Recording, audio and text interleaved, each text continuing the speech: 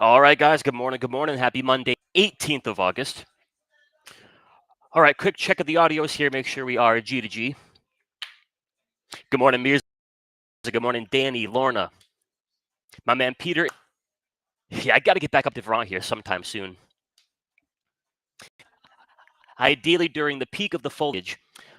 But all right, guys. Good morning. Happy Monday. Ain't nothing to it but to jump in and do it. So we'll kick things off here on the leaderboard. In bigger picture, nothing's changed as far as the overall market. That all remains bullish. It's just a few of your rankings did change last week. Gus, so for the indexes, number one is Dow Jones, the almighty Dow. Number two is RSP. Third place is S&P's. Fourth place is the Russell. And now the QQQ drops into last place. Now it's a pretty bullish last place. 88 points, 73% of max strength. But it's a bit of a shuff here. Or we had for a few weeks. It's QQQ, it's XLK, NVIDIA, Broadcom, SMH, all the above. The Qs aren't bad. They're maybe taking a little breather while Dow Jones maybe tries to take the torch here. And then down here for the sectors, it goes communications. That being a lot of your Google and your Meta, both of which look really sharp. Second place is now biotech, which frankly, I don't really trade biotech, but it is second place. Third place remains that Big 10 basket. That right now being of Google, Amazon, Meta, Apple, Netflix, Broadcom, NVIDIA.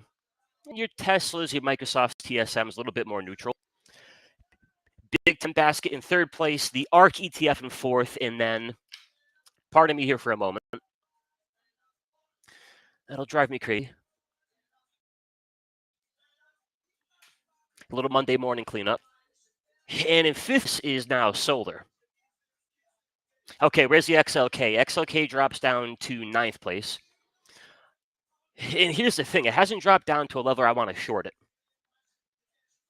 I don't ideally want to go short something at 60% of its strongest score. Yeah, I'll go short some maybe ExxonMobil, AMAT, the RTX, a little Lilly. Not the XLK. Same time, if I'm going to jump in and buy it, we're taking the next squeeze, taking the next 4-hour daily squeezes. I think you would like to generally see that closer to at least your top five.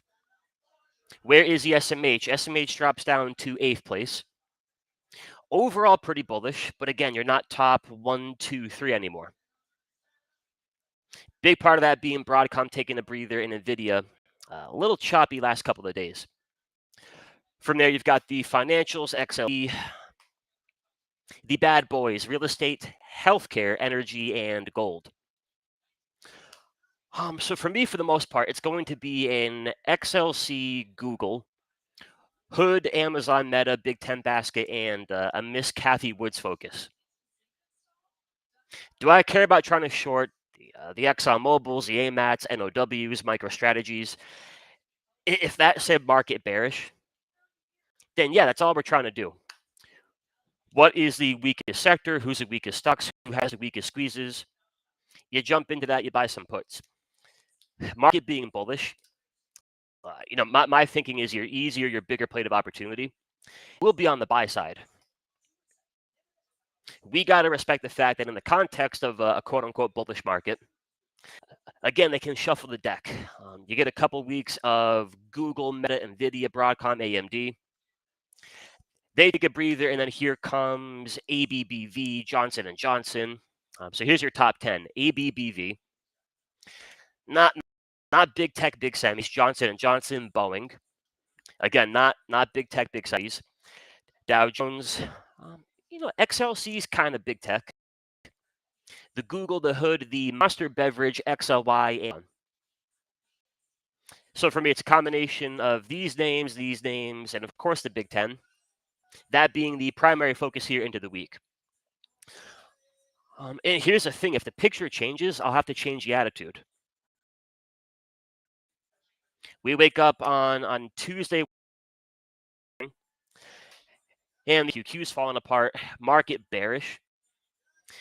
All right, then I'd be a little bit foolish to think, I got to buck the trend. And I'm buying A, B, C, D, all the above. Market bullish. I want to keep that focus on the buy side. Then again, the next question being, all right, in the context of that, who's leadership? All right, all of that being said, to the charts we go. And a little peek here at the futures. Not really too much to write home about here. The NQ's down a touch. The S&P futures are basically flat. The YM, right, king of the hill right now. YM is perfectly flat. What about the RUT? The RUT is flat, and then Bitcoin. The coin of the bit is down about 1.5. So a few things here from the cash markets. All right, so for cash QQQ, again, I look at my rankings. Do I want to be the first guy to short that? 88 points in the Bulls' favor, clocking in at 73% of its best score. Yeah, I could wake up today, buy a put, and make money. I don't think a good trade I can build my career around. Shorting something with great trend, good structure, momentum, all those bullish things. I can maybe build a career around getting short in ExxonMobil. Time and a place, right? So again, I'm not trying to think about shorting the QQQ till things change. At the same time, I don't have to be the first guy to buy the dip. So a few things from the QQQ. And the major one being, again, ending above, call it that 575. I don't need to short that $3 flush. Now, they want to come in and break the 50, shift momentum, get some sell signals, wreak some havoc. Yeah, there's maybe a short down to 570, 565. But again, they have to paint that picture through the break in structure, through the signals, and through the rankings. My thinking being above the 575, I would hold off for a buy trigger to buy it. Current picture here from the inside out's a little neutral. Neutral on our 2-hour time frame, neutral on the 1, the 30, the 55. If you have the indicators, you want to make your job a little easier. Anchored to the 1-hour squeeze here. Then do nothing until you get a directional signal. Let them break structure, let them hammer it. They give you a 1-hour sell signal. Sure, go for a short. If the indicator says get short, you get short. They hold the 50, they pop it, turn momentum, they rebuild it. They want to crank out a buy signal, you have to go and buy it. The toughest squeezes a trader, these kinds of squeezes. We take it through the checklist, and there's 4 things Bulls favor. Again, by default, in most cases, not going to be a good short. The Bulls have more ammunition here than the Bears. In most cases, will that be a great long? If the perfect score is 15, there's about 11 things missing. So again, keep it simple, anchor to your QQQ hourly. Wait for a buy or a sell trigger. If you have to wait until Friday morning, it'd be the way the game goes sometimes.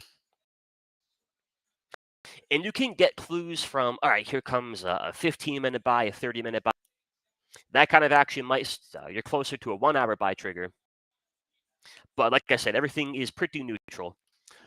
So all eyes on the hourly squeeze, with the thinking being at some point this week, keyword being should get some sort of push going. Could be a pop back up to the previous highs, could be a flush. We shall find out. And then quick peek here at the cash S&Ps. I would offer the same advice. I don't want to short that. My entire attitude would be, if it's a good short, I'll be late to the party.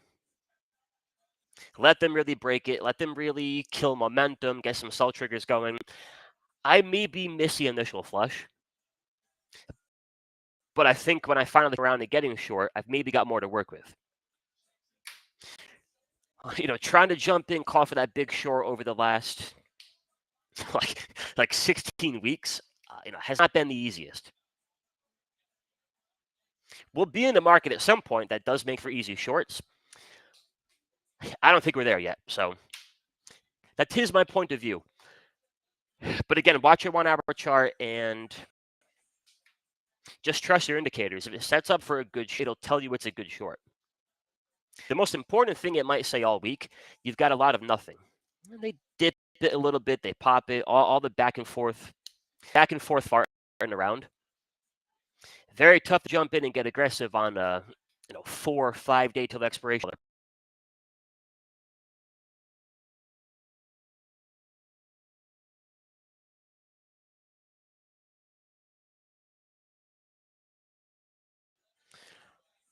I would offer the same advice. I would watch a 1 hour time frame. Now that one into the open, pretty well aligned for a push higher.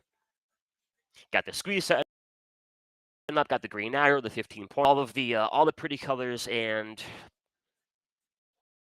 I think a pretty good entry. So Dow being your strongest has a 1 hour squeeze. But yeah, make that the initial focus here into the week. Take those 1 hour squeezes, make them your quote unquote compass. They're choppy, neutral, kind of lame.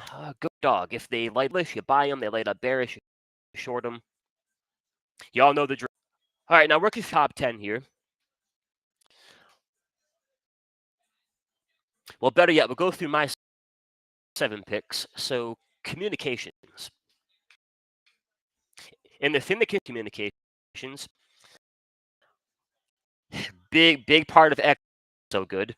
Might just be Google and Meta. They both grade up pretty well. Maybe look for an entry in Google. If I can find a great entry in XLC, that can help your bases. All right, so for the XLC,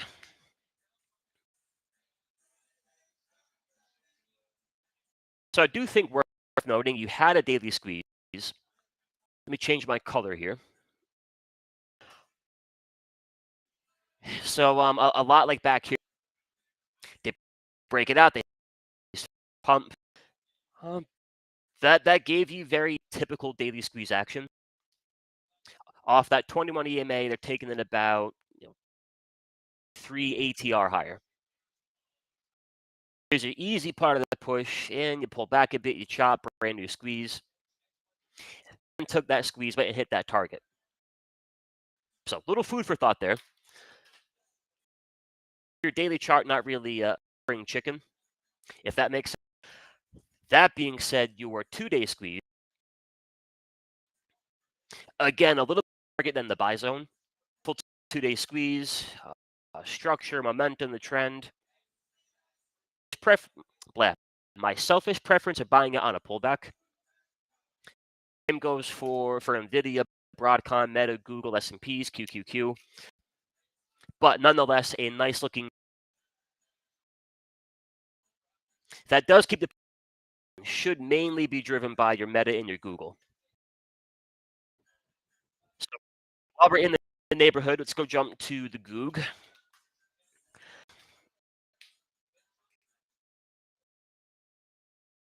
One of your better looking monthly charts, I think, in the entire market. The monthly is. We're back here. In the context of a good trend, in the context of good structural momentum, on that bigger time frame, they kick off the squeeze. Green arrow and a 45% push. Not its pullbacks, its pops. It's had its back and forth. From that monthly point of view, you've kind of maintained, right? Compression, expansion. Pull back, you pop, you pull back, you pop. Right now, that brand new monthly squeeze, which, mind you, hasn't even fired. That could maybe sound breaking up.